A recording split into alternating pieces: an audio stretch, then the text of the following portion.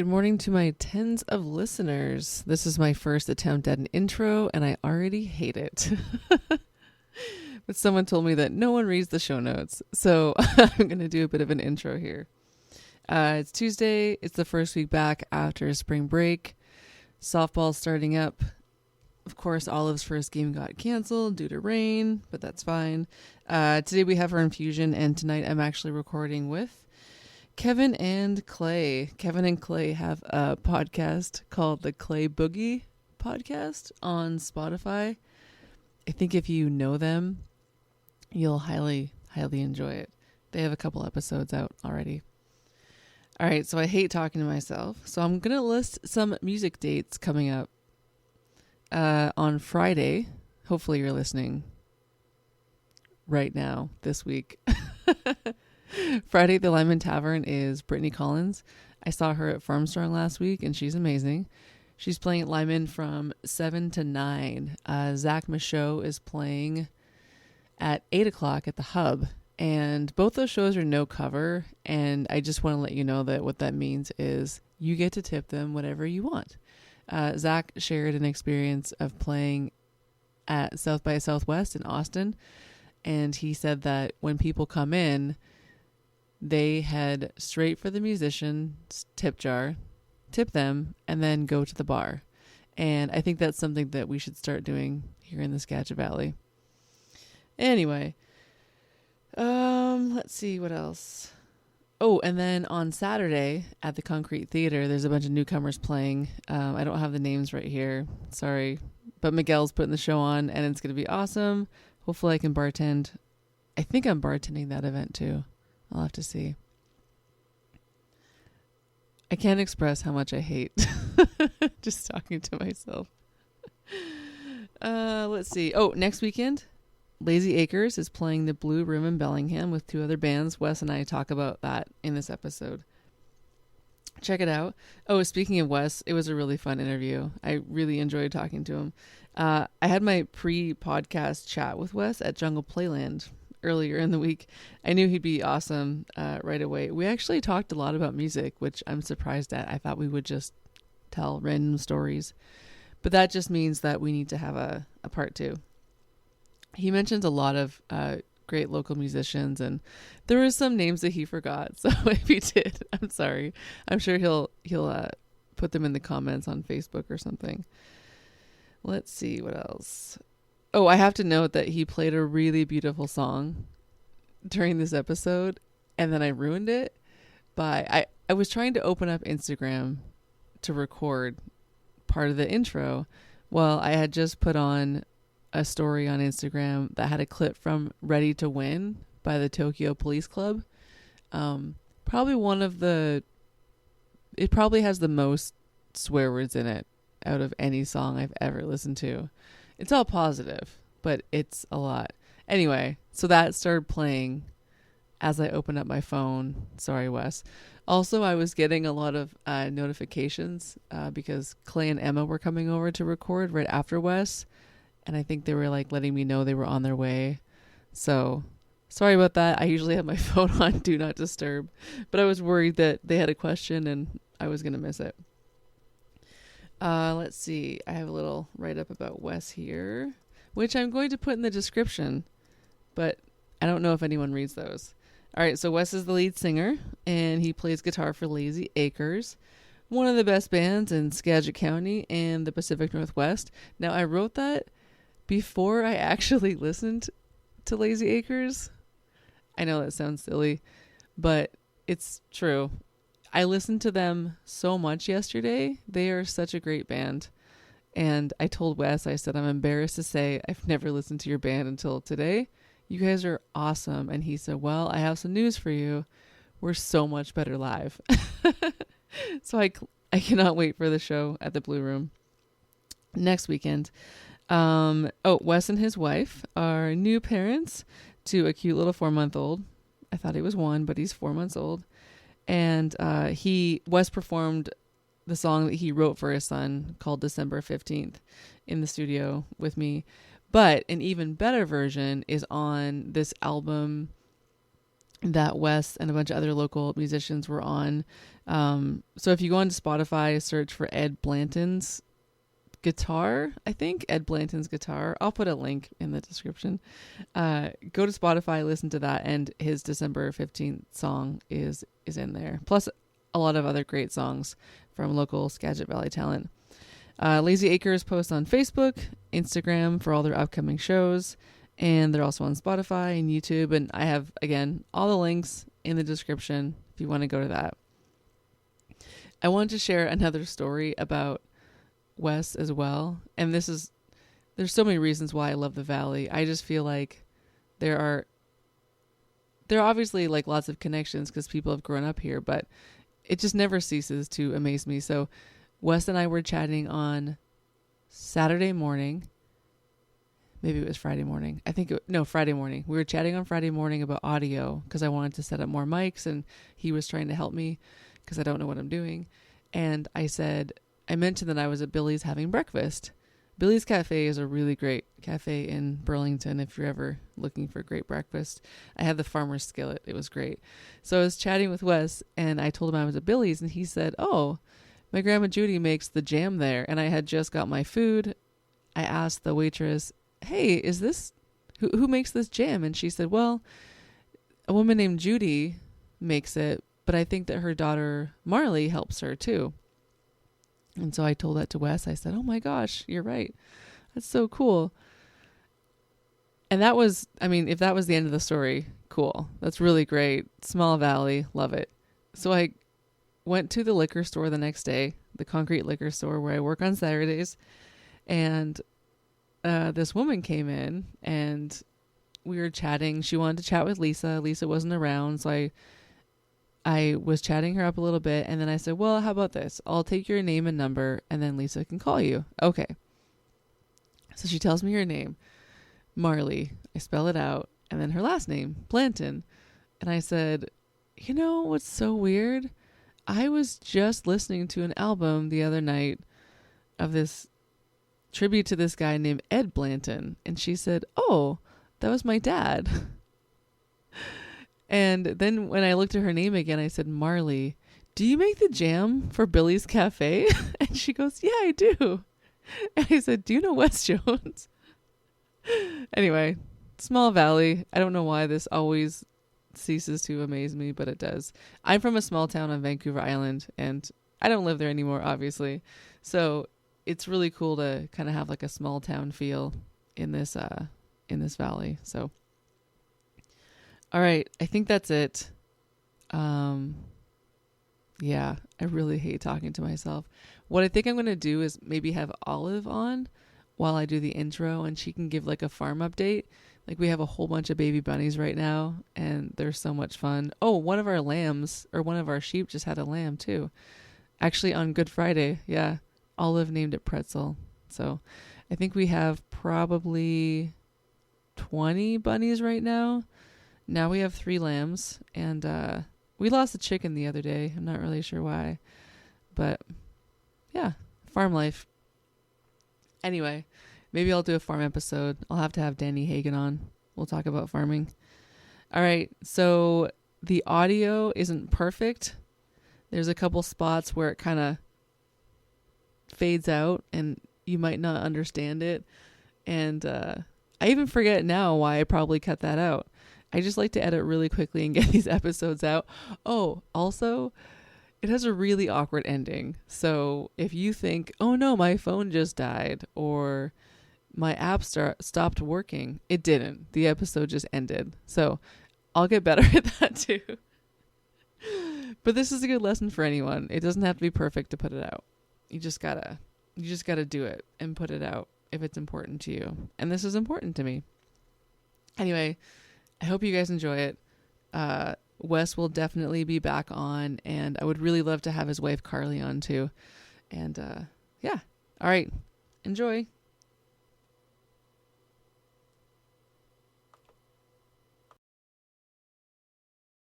Cool. Tell them I sent you that. Are you a frequent customer? Oh yeah, I spend most of my life's earnings there. Really? Oh, too much money. Maybe they should sponsor like your next album. They do a lot of. Justin, the owner's all about like any sort of public event that's music related. Yeah. If you ask, they're there. Really? You know, they can't always do the most, but like, I mean, I've been to multiple events where they've just like, oh yeah, here's a guitar, you know, raffle it off, or like. Oh wow, is he a musician too? Is he in a band or? I don't know if Justin is. I know all the employees are basically pretty generally musically inclined. Yeah. But I actually don't know if Justin. I've never heard of it. I just know that it's a family business. His parents owned it. Yeah. Oh, and, cool. That was where I rented my first violin or viola. I don't know, a long time, 5th grade, whenever that was. Oh, really? Yeah. So you play the violin or viola, I guess? I played the viola. Carly stuck with it. That was actually where me and Carly met. In viola class? In orchestra in 5th grade. Oh, yeah. Really? Yep. Wow. Yep, I knew it right then. I was going to marry her. No, I'm just kidding. But like, when did you start dating? How old were you? Like high school? No. This was, we were 25. Oh, okay. Or no, I'm 31. I'm bad at math. We just 8 years, just hit 8 years. So 23, Congrats. 24, 23. Okay. Yeah. But we did go out briefly in 8th grade, and then she broke my heart. And then, oh no. Yeah. I caught up with her a decade later and sealed the deal, but it was pretty funny. That's awesome. I only wanted a green card. I'm Canadian, so. Yeah. I see everybody that I know wants a green card to get into Canada so they can be half Canadian. You know, when we first moved here, I said, well, I'm only living in the States for a few years because obviously we're going to go back to Canada. It's the best country ever. Mm-hmm. And then we just started living here for a few years, and I really, really like it here. It's so much. I'm from Vancouver Island. Oh, it's so much cheaper here. I bet. The weather is exactly the same. The environment's pretty much the same. Yeah, my family's little up less there. rain though, right? No, about the same. Is it? Okay. It's literally the same. I thought Vancouver was like Forks, kind of like similar. Oh, yeah. Hammered all the time. And just the fact that you don't have to take a ferry to go anywhere. Yeah. I didn't realize how annoying it was until you're off it. So, yeah. Have you been to Vancouver Island at all? No, I haven't been to Canada ever.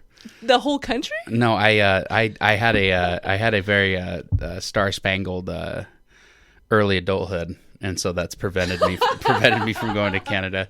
I didn't realize so many people couldn't cross. Oh, and yeah. One day we were asking, I think it was a bunch of CJ's softball buddies here in town, and a whole bunch of them can't go. Well, in Cedar Woolley, a DUI is like a rite of passage. So you're not allowed to. You're not allowed to go to Canada after you had one of those. So when you go into the bar, they don't ask for your ID. They say, how many DUIs do you have? And then you show, you got one, get on here. Yeah, get in here. Yeah, you're old enough. Got to be at least 15 for one of those. You know? All right, so music. Okay. You brought your guitar. I did. You are in Lazy Acres. I am in Lazy Acres, yes. And you're also in a band with your wife. Yes. Well, it's definitely a band. My wife and Charlie Kringle plays guitar. Right. Yeah. Charlie's You were going on and on about him the other night, how great he is. He's the dude. We were just talking about, he's like, what podcast are you on? We're like, it's called Skagit Storytellers. You need to be on it, man. Let's go. And he's like, all right, okay. I was like, you know everybody. He plays music with everybody. So, yeah. And is that his full-time gig as musician? No, he's actually a banker. He's a banker. And he used to work at Hugo Hummers. That's how everybody knows him. Yeah. Oh, funny. Yeah, he worked at Hugo Hummers for a while, and the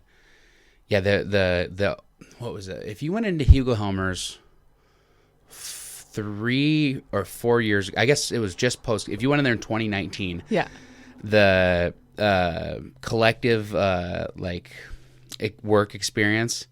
Like, I think the average was like 7 or 8 years that somebody would, like, everybody on that floor had been there forever. Yeah. There was multiple, like, 10-year plus, like, veterans of the music store. Yeah. And, so he was one of those guys. There was 2 other guys that worked in there, but, you kind of just get to know him and for working in a music store. And then, I actually caught him playing guitar, seen him play guitar once, and it was just like, oh my gosh. Oh, in the store? He was playing with Corey Vincent. First time I actually seen him play guitar, and I was like, I need this guy to play guitar with me instead. And that's funny because then he just did it for both of us, and then he did it for a bunch of other people. Yeah, it's kind of, he's one of those guitarists. You like, as a musician, especially a solo musician, if you see him play.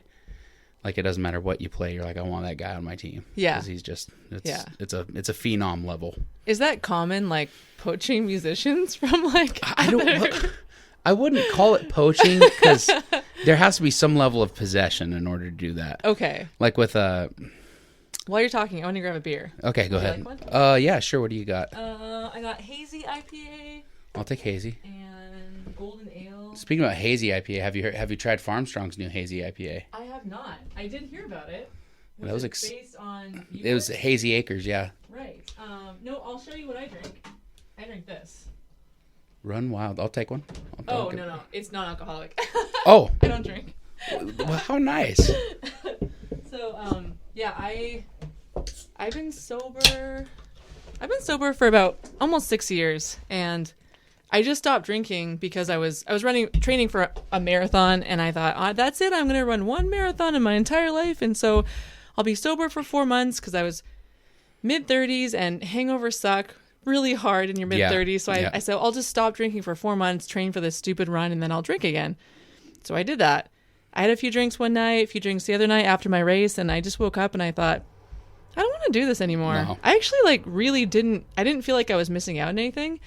And then I discovered non-alcoholic beer, and I really like it. So it's just that idea of sitting around a campfire with your friends, having a beer, or having a beer.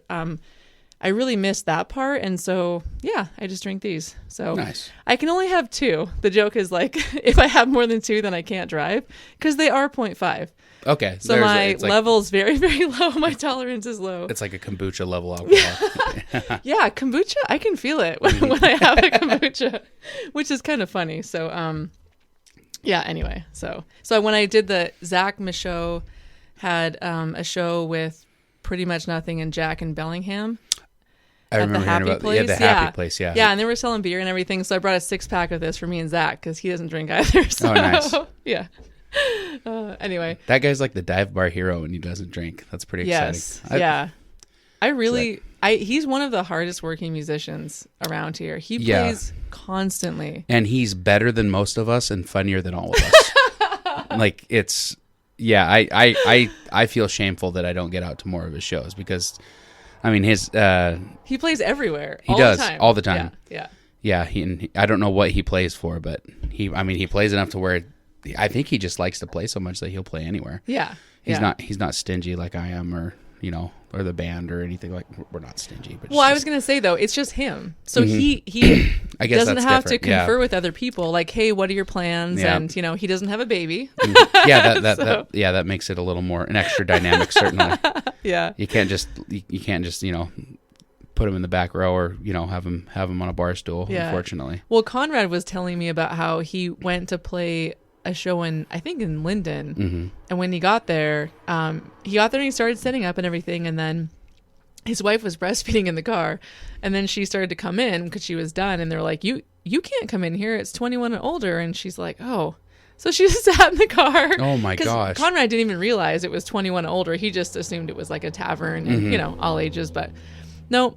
Oh man. So do you often bring Sonny to gigs? He hasn't even been to one of my shows yet. Not one? No. Well, I've only played one with the band, and I think 2 with Carly since he's been born. Well, is he 1? No, he's only 4 months. Oh, I thought he was 1 for some reason. I mean, he's pretty mature. He's got it figured out. Running around, he's talking. Wow. Yeah. Okay, I didn't realize he was 4 months old. Yeah, okay. He can't even sit up yet. He's getting there, but he's not quite. And you guys have a show in Bellingham. Lazy Acres does the Blue Room. Blue Room, yeah. What kind of venue is that? The Blue Room used to be a nightclub. It used to be called Glow Nightclub, which is what a lot of people that have been to the actual building know it as. Oh, okay. It's a super cool venue. When we first showed up there, we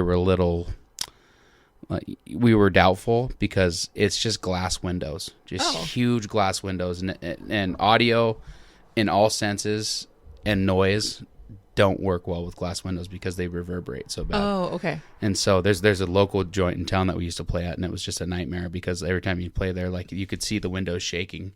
Yeah. And if you sat at the back of the room, you couldn't even hear the words by the time that the... Really? Yeah, it was Wait, terrible. Is this in Woolley? It's in Woolley. You know what I'm talking about. Yeah. But drive by it every day. Yeah. And so there's we were super doubtful, but they did all the right moves, and the guy that runs audio in there, he's gonna, if he hears this, he's gonna be pissed because I should know his name. I'll put his name in the show notes. Okay, perfect. How could you even fix that? There's certain, for one, be an absolute badass sound guy. That helps. to anything that you can put in there to deaden the noise. So they have curtains behind the stage now. Oh. And then I think placed out throughout in like all the hard corners, they have just like basically buffers. It's just soft foam pads, in every little spot that you put those, it helps it, keeps it from bouncing back. Oh, okay. Yeah. And then. So you haven't played a show there yet? I have. I've played, played there a couple times. Oh, okay. Yeah. So it's better. It's kick-ass. Yeah. I like playing it more than the other venues in Bellingham that remain unnamed that I've played at. Although those venues are absolutely badass too. Yeah. Any situation that you have a sound guy that is completely competent, that can give you exactly what you need, it's pretty cool. Yeah. Because like we were talking about, I don't like running sound. Yeah. I know how to do it out of necessity, but... I was just thinking, are there times when you've been doing a show and you're like, move over, sound guy? Like, I just have to figure this out. Not with a professional. No. Okay. No. Okay. That's good. There's like a... I should know the name of the other guys. Mitch is the guy's name. When I cannot think of the name of the company.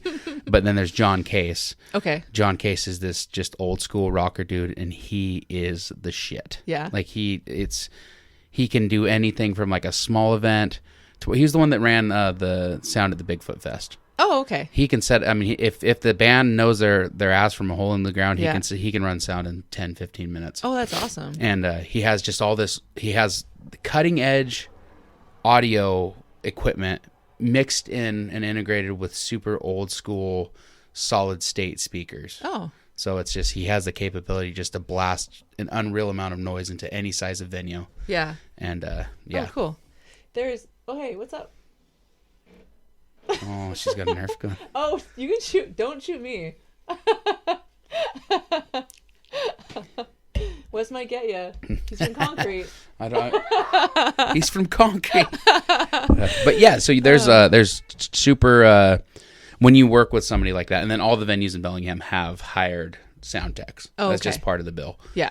And it just makes a big difference. So it's not like you're walking into a show not knowing, like, oh, okay, is there going to be a guy here that knows what he's doing? Or most of the time, if it's any sort of established venue, there's in any bigger city, there's a saturation of good sound guys that are looking for a job. Oh, okay. So it's pretty rare that you go somewhere that they suck. So the opposite of big city, have you played the theater in concrete? I have not.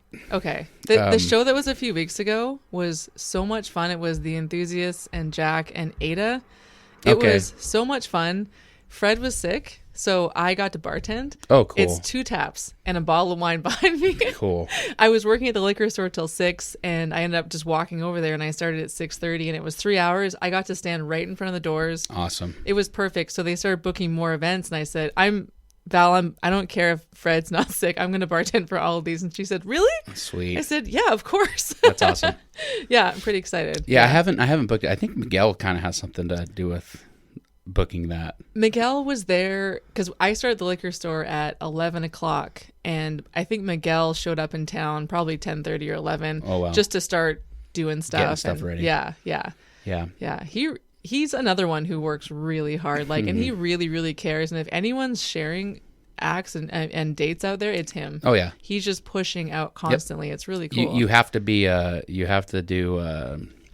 it's a cohesive effort, I feel like, especially in the Valley, where it's not in other places. Yeah. Not necessarily because there's necessarily any hostility or anything like that, but it's just I think maybe if there's more people, it's just harder to concentrate on lifting each other up. Like you can go to like Bellingham Live Events page, or you can go to like Seattle, music. Mm-hmm. All these pages with tens of thousands of people on the page, and all those people are doing is, me. Mm-hmm. Like, because, and when there's that many eyes, like that's all I guess people can worry about. Mm-hmm. Skagit, there's more of I don't know, I just feel like there's more of a camaraderie for the most part. Yeah. Yeah, it's pretty cool. Yeah. I like it. So Miguel, he kicks ass. Not to mention killer guitarist, and they write, and pretty much nothing is like they're the most kick-ass new band for sure. Which is cool, because Lazy Acres was that newish band feeling. Yeah. And just like right out the gates, we did pretty well. But these guys right out the gates are just kicking ass, getting, nailing some pretty big shows down. And their live performance is just insane. Yeah. So it's super cool to watch those guys. When did you start Lazy Acres? Are you like one of the, like, I guess is the word founders? Like, did you start it? Me and so Jeff Spradlin's our guitarist. Okay. Me and Jeff have played music together since high school, and he's from Concrete too. No, he's actually from. So I actually went to school and was raised in Lyman, and Lyman's right over that threshold in Cedar Woolley School District. Got it. All my family, all my relatives, a huge portion of my friends from Concrete. Oh, okay. Got it. So so deep Concrete roots, but raised and educated in Cedar Woolley, which I don't know if that's a testament to my great education or anything like that. But so Jeff and I went to high school together. Yeah, you're in band together. We've just bands. We didn't do any formal music. You didn't play band in school? I was the bass player for the jazz choir. Oh, did that. Cool. Yeah. And that was pretty much it. I did trumpet for several years. Oh, hell yeah. Yeah. I just went to that music store and I got some oil for my trumpet. And sweet. It needed lots of oil. It's been an art piece for quite a few years. Yeah, turning it from But all I started art. doing the scale. I'm like, I remember the scale. That's like good. muscle memory. Hell yeah. My shining moment was playing the trumpet solo in The Mood by Glenn Miller. Oh, killer. Oh my gosh. I was like shaking during the whole thing. I was in front of the whole school. I heard it just adds to the vibrato, right? It was awesome. Yeah, there you go. I did it on purpose. Oh, that's funny. So you guys met in school? Yeah, we started playing guitar together super early, and then got out of high school and then started playing in bands together. And then we'd done literally everything. We played like super duper hard rock. We played we're in that really hard rock band kind of branched over into metal for a couple of songs, and then it was like I really want to stop. And then we played root integrated hip hop, so it's just like hip hop with a band pretty much. Yeah. And did that for a couple of years. That was our first taste of playing like at the Wild Buffalo and the Shakedown and the bigger venues up in Bellingham, which was sweet. Yeah. And then that kind of dissolved, and we tried keeping just the band half of that without the rapping aspect going for a little bit. Were you rapping? I did partially, okay. And then my friend Raymond went by Big Moan was the rapper. It's called the Big Moan and the Brothers Frog was the band name. Yeah. Nice. And so then when that dissolved, I kind of fell off. Didn't really play music for I don't know, probably about a year. I was pretty kind of just bummed out. Because I was always under the impression that you needed like a full band to play music. And when Carly and I got together, we went and seen a guy named Bradford Loomis play. And he's originally from Snohomish. He lives in Nashville now. Oh. But showed me, I was an artist showcase we went to at the Conway Muse, and it was just like these three dudes just on their guitars playing. And it was, the other two guys were really good, but the way Bradford, he'd hit these low notes, just woo, and it would just fill the whole room. Yeah. And not to mention he's a very large person, not only heavy set, but he's got to be 6'5", 6'6" ish. Wow. I mean, that might be a complete over exaggeration, Bradford, if you ever hear this. But when he holds a guitar, it looks like me holding that Yamaha over there. And so when it's just cool. It was cool watching him play. So it showed you that wow, you can do it. Yeah. And so I did. Yeah. I wasn't that good, but it was. Did you go by Wes Jones or did you have Wes Jones, Wesley Jones, usually. You have to kind of learn to use the guitar as the whole band. Yeah. So rather than just playing the chords all the way through, you have to be more dynamic about what you're playing, and choose to make the guitar louder at certain parts, swell different parts of the song. It added a lot different of dynamic to playing. Probably stretched you musically too. Quite a bit, honestly. I played out at Eagle Haven Winery a lot. And they were like one of the first places to host me. Oh, nice. And so we did played that, and then pretty soon I was like, "Hey Jeff, you want to start playing again?" And he's like, "Sure." And then we started playing shows around the two of us, and just like any other band, you start with the two of us, and like all of a sudden there starts being more people at the shows, and then you're like, "Okay, we got to get a bass player." But we'd already been in 3 other projects with our previous bass player and drummer. Loved the dudes to death, absolute monsters on both their instruments, but it was just. We just needed to change the dynamic of the band, and I felt like we were going to delve right back into that if we got the same rhythm section. So we got Carly's little brother. We took him out for his 22nd or 23rd birthday. I remember it wasn't his 21st, but he got all sauced up, and he's like, because he's not a very he's a pretty soft-spoken cat, and he'll he kind of, I think he might have been overthinking like it was a big question or something, but. He's just all sauced up. He's like, "When are you going to let me play bass in your band?" And I was like, "Dude, I didn't even know that was on the table. Like, hell yeah, let's give it a shot." That's awesome. Yeah, and so we tried him out, and a drummer the same day. And I remember Jeff texted me that night, and he's like, "Hey, Joe, I'm all in. Drummer, I don't know." I'm like, "Okay." I was thinking the same thing. So that drummer didn't work out. We landed with another guy for a little bit. We played a couple shows with, and we caught wind that Trevor was moving back into town. So we'd known Trevor since high school. Trevor's always been a beast. He's been touring, like he's done toured with a couple different groups, and he's just been consistently in bands either as a guitarist or a drummer since high school. Oh, wow. And yeah, he's just an absolute animal. And he's as good, if not better, at guitar than Jeff and I, which is kind of awesome. Frustrating. It's like, oh, have it all, why don't you? So Tyler, you, Jeff. Trevor. Oh, Trevor, sorry. Trevor, me, Jeff, and Joseph. Okay. Yeah, so right when we caught wind of Trevor coming back to town, we fired the last guy. Yeah. And then Trevor came in, and we lit on fire after that. And so how long have you been like those for? 2019. Our first show was at the Wild Buffalo, February 2019. Wow. Yeah, it was kick-ass. Yeah. So you just really got to roll, and then COVID. Yeah, exactly. Yeah. So Trevor, he probably thought that we were just the shit. He's like, dude, first show with these guys, we're playing the Buff. Are you kidding me? The premier music venue in Bellingham. We played that show with that was with Whiskey Fever and a group called Kickin' Names that used to play around here. Oh, okay. And anyways, so we kicked ass. Like, I think in 2019 we played, I think it might have been 30 shows, which for a first year is insane. Yeah. And so we were set. We had all the obviously, just like everybody else, we had great plans for 2020. Yeah. And then that just kind of shut us down. And then we really took advantage of it, though, rather than going and hiding in a hole or whatever. We were like, okay, well, we don't have shows for God knows how long. Yeah. We practice twice a week. Nice. Like for multiple hours. I mean, we spent like probably 5 or 6 hours a week together in a room and just started jamming and practicing, and then pretty much we wrote a whole new album out of it.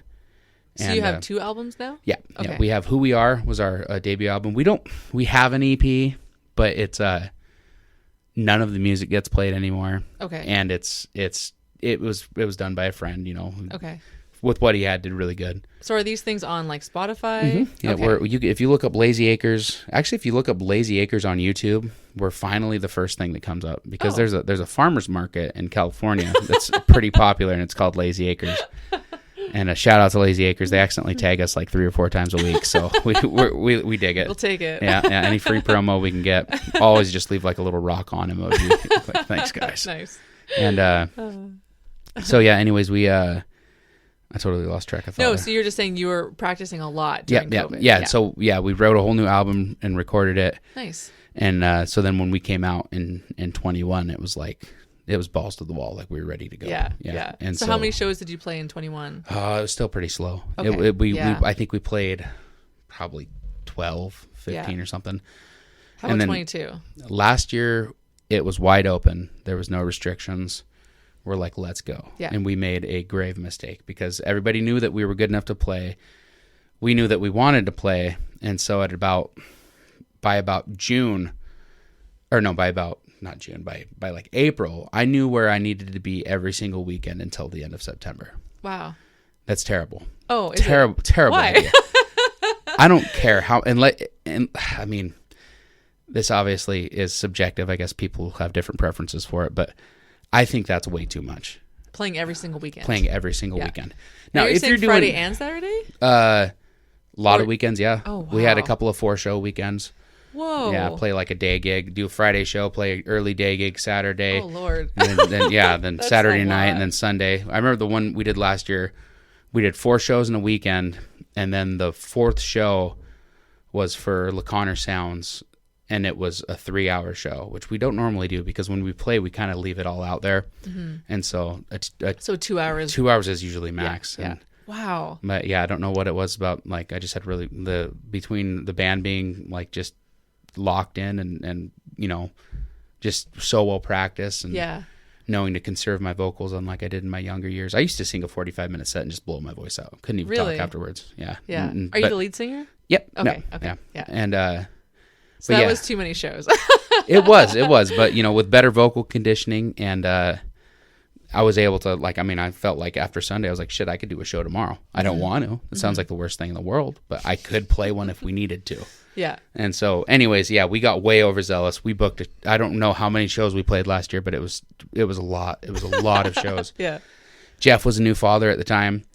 And so when we went into this year, and Carly was pregnant. Or we found out. Yeah, in like March or April, or we found out in March. Yeah. Yeah. And so Joseph, Carly's little brother, soon after that found out that he was going to have a baby too. What? Yeah. Oh my gosh. Yeah, Carly and both of her siblings, within 5 weeks, there were 3 brand new baby boys. Are they all the first grandkids too? Yeah. Oh my gosh. Yeah, we kept telling Bunny, that's Carly's mom's name, because she's like super not forceful or anything, just like, grandbabies, anytime. Anytime you want to, guys, grandbabies. And so then all of a sudden, a little while down the road, she finds out she's having 3 boys, and it's like, be careful what you wish for. Wait till they're all 2. Yeah, I know. Yeah. Wait till those guys are running. I can't wait. Around. Yeah. Sonny's the oldest. So it's Sonny. And then 4 days after Sonny, Max was born. No. Yeah. He was he's really tenacious. He came a little early. Okay. All right. So he had to hang out for a few weeks, but he's kicking ass now. Yeah. And then 5 weeks later, Brody, who also wasn't supposed to be for a while, came out too. I think Courtney, Joseph's wife, maybe was just holding so many babies that her body's like, all right, let's go. Come on. Let's. The hormones. Yeah, it's time. Yeah, it's time. Oh my gosh, that's crazy. Yeah, wow. So obviously that's going to affect your touring or your shows. Yeah, shows. We don't really tour. We'd thought about it initially. If we get to the point to where we get popular enough and can be picky and choosy about it, but it's going to have to be on our terms, like first and foremost, like being a dad is a lot more important than going on tour with my band. Yeah. I would love to, but there's so much. Me and my buddy Jack had a conversation one time and talking about how we need to take, I can't remember what the conversation started as, but it was something like we need to take what's at Skagit and go down to Seattle and show them how it's done. And he was kind of like, well, I think if we just keep having a lot of fun in Skagit, people from there are going to start coming up here to have the fun. Yeah. And that kind of really rung with me. And when I interviewed Nicola and Steve, they own Sauk Mountain Pottery. Okay. Steve's the potter and Nicola's the author. And I was talking to Steve and have you been to their studio? It's just past Concrete. I know. I've driven by it 100,000 times. Gorgeous. Yeah. I remember thinking, why did they call it Sauk Mountain? And I pulled up to their place and you just look up and there's Sauk Mountain. Oh, okay. Yeah. But it's such a unique looking house, looking sign, the studio. It's just a really rustic, cute looking place. And he said that, he goes, well, who's the most successful predator, in the animal kingdom? I said, I don't know who. He said, the spider. Oh, the spider. Okay. All right. What do? They build a beautiful web and they wait.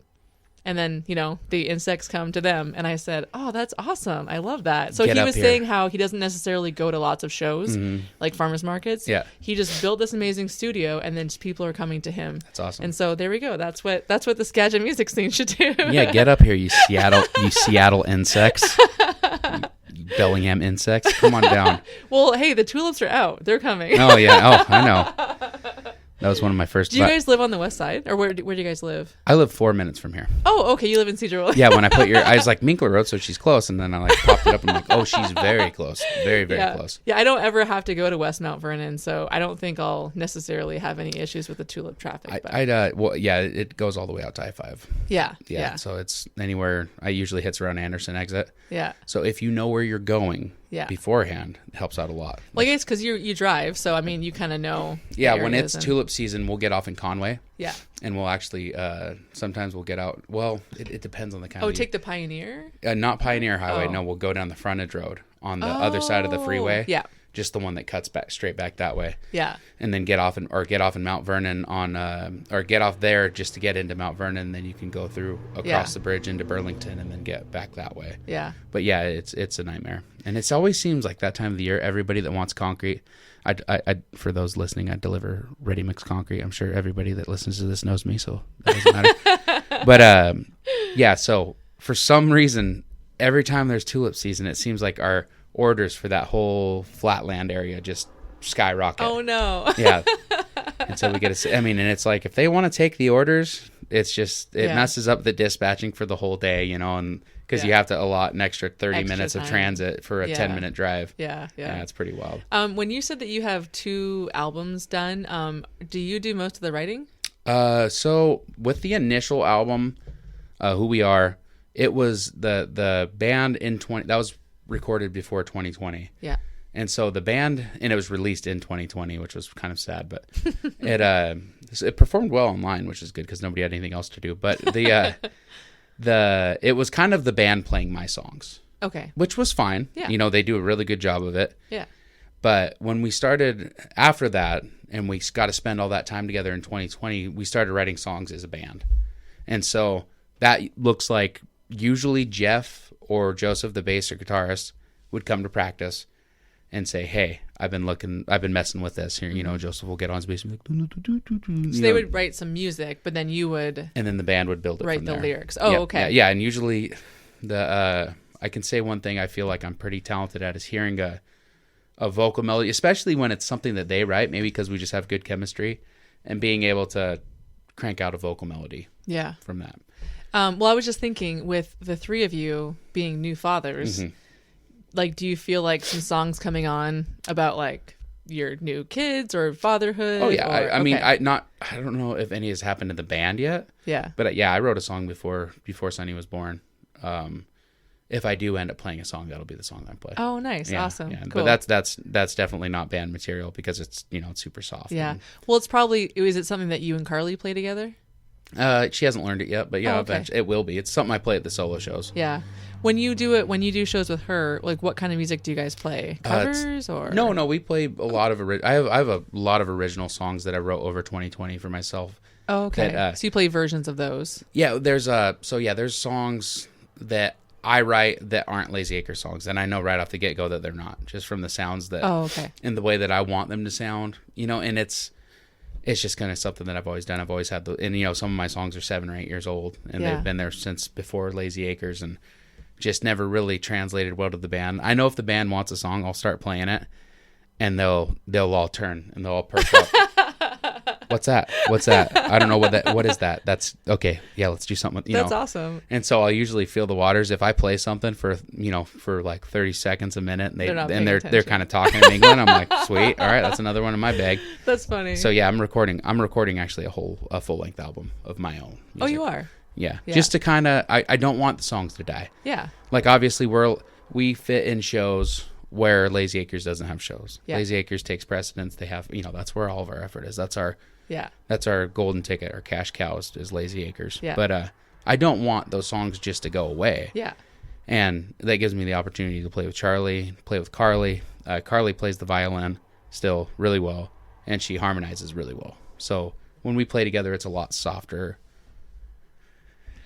Like, I want to say Americana, country, a little bit of Southern rockish vibes, and then Charlie kind of fills in everything. He can kind of not only solo really well, but being a supporting lead guitarist is more so a skill set, I feel like, than just shredding. Yeah. Like, a lot of guys can, grab a guitar and just tear it to pieces and play really fast and stuff like that. But when you can respect the music enough to sit back and then come in later or come in at certain times to just bring the song and make it bigger at certain points. Yeah. That's when you got somebody that's when it's special.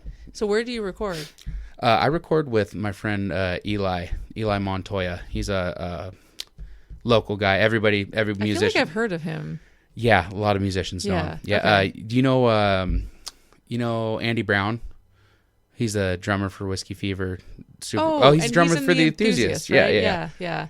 The day that Whiskey Fever broke up, a lot of people say it was the end of an era. I just said it's the day that Andy started playing with kids his own age, Oh, wait, I think, I feel like I was listening to, it might have been Whiskey Fever on Spotify, and maybe Eli was on a song. Yeah, he plays guitar. He plays guitar really well. He plays bass. Featuring Eli. Oh, Eli okay, Montoya. Okay. Yep. Yeah. So he plays guitar really well. He plays bass, and he is an absolute madman sound engineer. Another sound guy. Yeah. Like I feel like he can. I'll list all the sound guys in the show notes. Oh yeah, he can run sound everywhere. I think he does it. Yeah.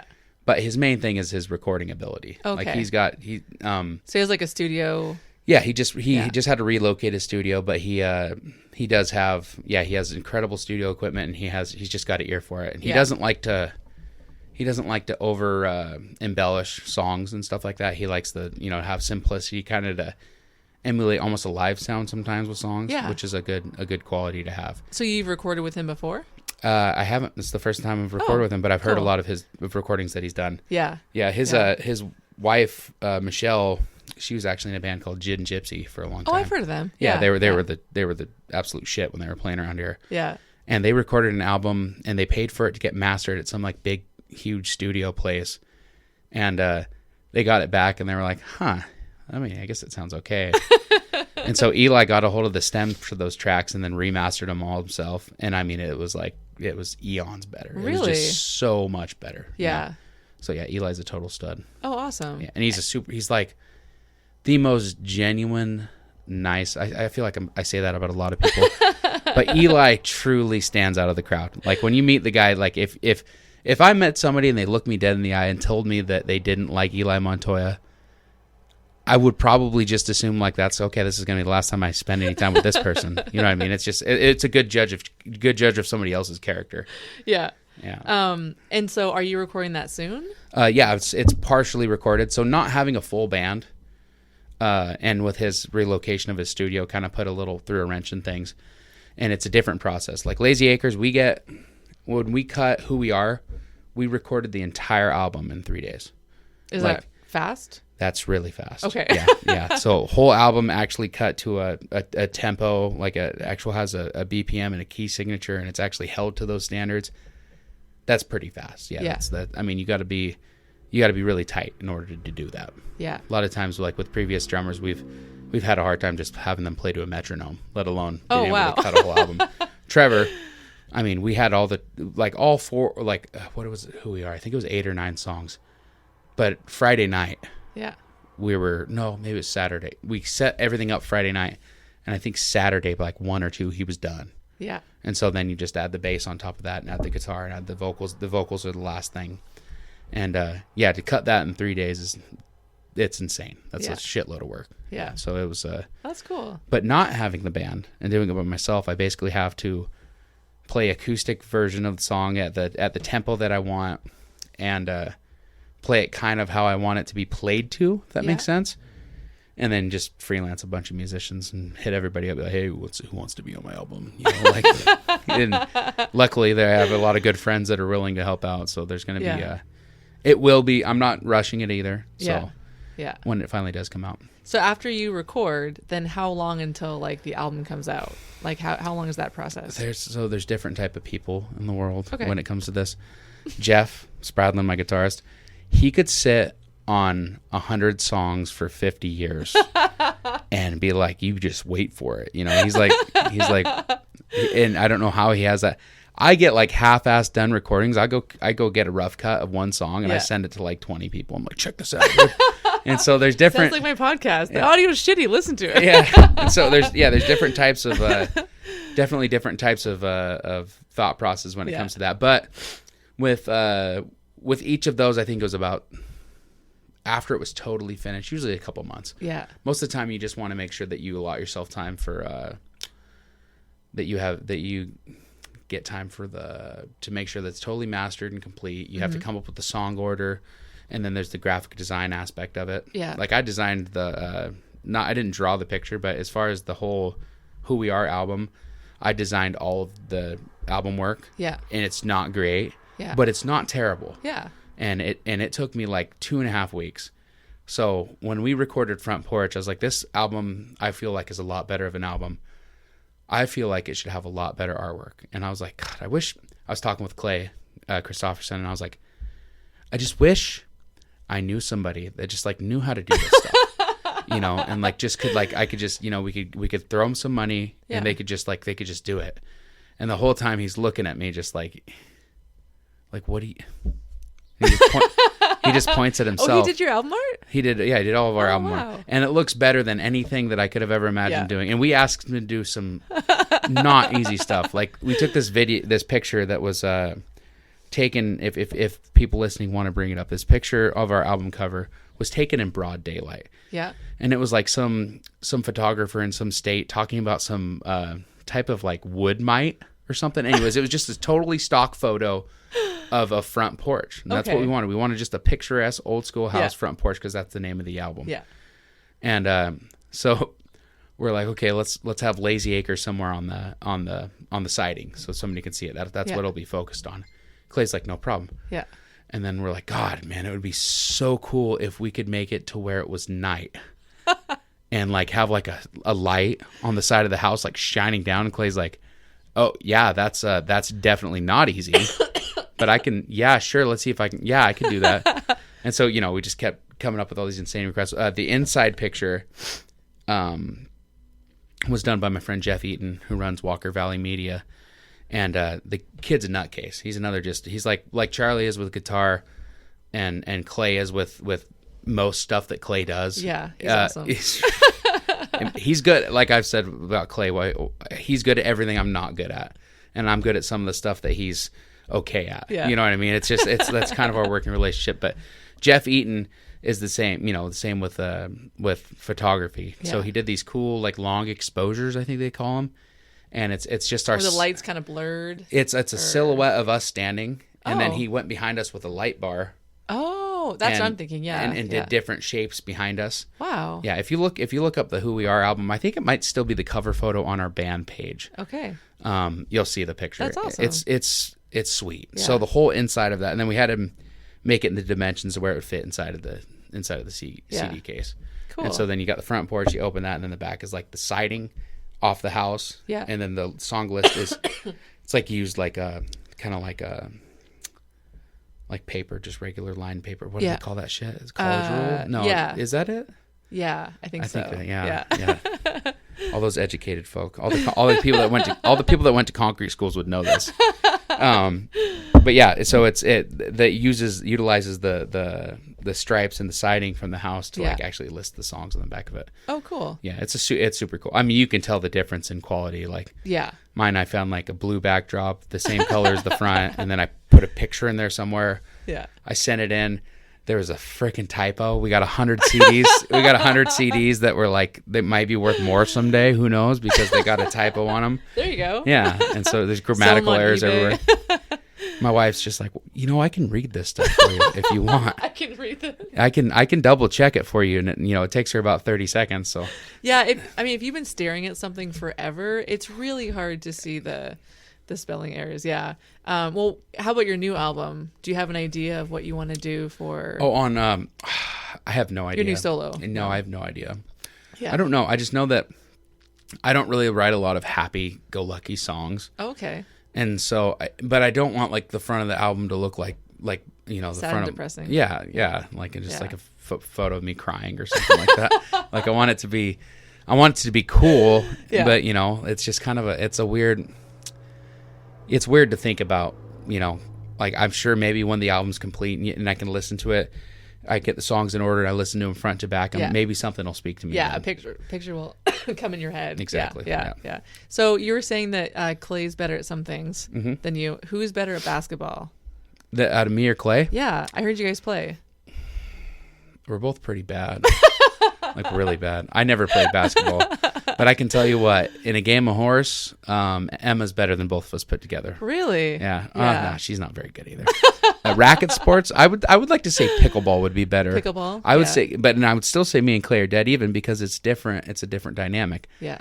Clay's has a very big reach, so he gets in front of, like he stands right behind the kitchen. Yeah. And I mean, it's hard to get anything past him. Yeah. The guy's quick. So right when you get you hit it, you serve it, it's got to bounce back, it's got to bounce off the ground. Yeah. And then you can volley from there. You can keep it up in the air. Yeah. And if you get it to where he's like in front of it's hard to get past the guy. As far as basketball though, we both suck. I'm better at granny shots than he is though. Yeah. Any day of the week. All right. He could probably touch the net. Well, and he'll never come on here, so he'll never ever refute that. I'm just kidding. He'll be here in 5. I think they should be close enough.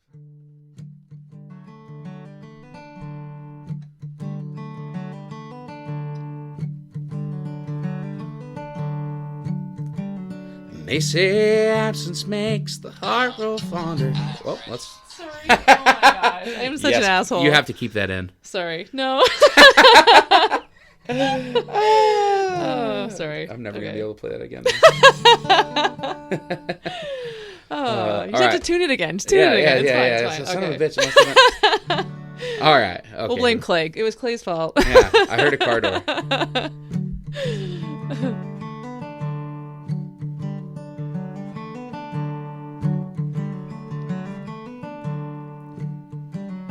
They say absence makes the heart grow fonder. When I'm alone, my mind just wanders. I get in trouble by myself when no one's looking or around. But you filled my world with love and laughter, and thoughts of happy ever after. And I'm amazed at what you've done, and you've yet to make a sound. And I never thought I'd be the man that Papa said. I don't know if I'm at all prepared for the road that lies ahead. Can I stay here instead?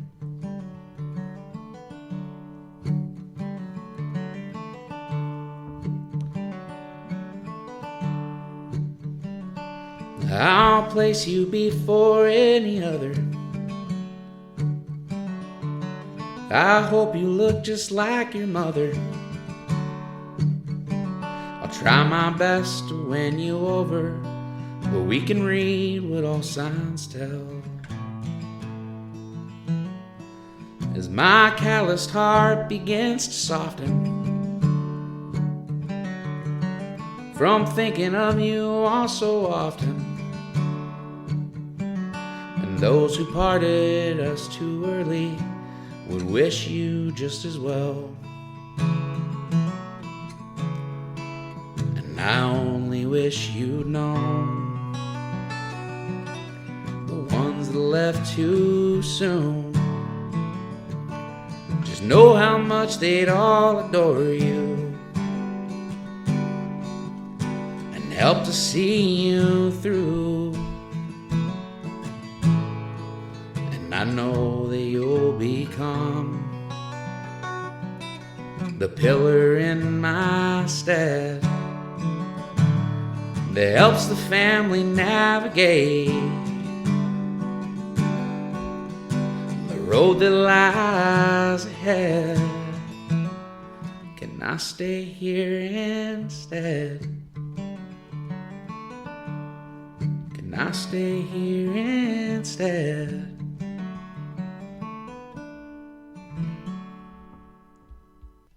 That's good. Thank you. And so that's going to be one of the songs on your new album. No. No? It's already recorded. Oh, right. Sorry. Okay. Yeah, that one's already on. That one's actually on a compilation album that that Miguel is on. Is Ed Blanton's Guitar is what it's called. The picture is a guy with sunglasses. It's they were transitions eyeglasses, but yeah. Because I remember I think I looked up a song by Miguel, and it was on that one. I'm Lost, I'm Gone. Yeah, I love that song. It's such a great song. Oh, hello. Come on in. Come on in. We're just finishing up. He was just talking about how much better at basketball he is than you. Oh, yeah. Although he said that you were better than both of them. Especially at pickleball. She's better. Yeah, she has some racquetball experience. Oh, is this to open the fridge too? Oh, what's that? Hazy Acres. Oh, nice. Oh, the beer you're talking about. I don't know. Let me try it. I've never tried it before. That is the best goddamn beer I've ever had in my life. Wow, this is probably going to be one of the best performing beers that Farmstrong's ever sold in their entire life.